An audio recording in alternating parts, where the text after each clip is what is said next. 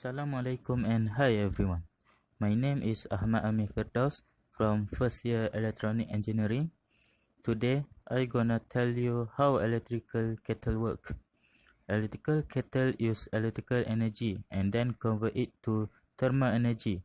But how this energy convert from different state to another state? There is a electrical appliance convert that energy. Let's see it.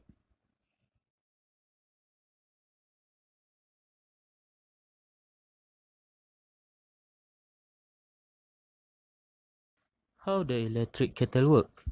At the bottom of our kettle, we will find a metal coil. By running a large electrical current through this coil, the resistance of the element's material turns the electrical energy into heat. Because the coil is in contact with the cold water, it heats it up. Some kettles have a plate at the bottom below which the coil is housed. This is a cleaner design, but the principle is the same. Modern electric kettle use a thermostat. How many watts of power does a kettle use? In electric kettles, the water is in direct contact with the heating element. There is no pot to heat and most kettles include an integrated lid.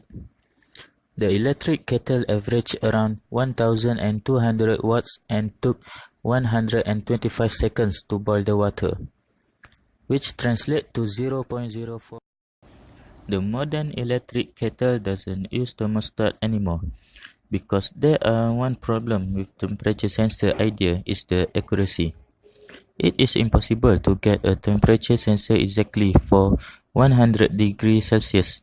Maybe it will trigger at 99.9 degrees Celsius and the water will not boil because the electricity will turn off. If the error temperature is 100.1, the water will not stop boiling because the electricity will not turn off. To solve this problem, we use water vapor or steam sensor. When the water is boiling, the vapor is then coming out and trigger the vapor sensor.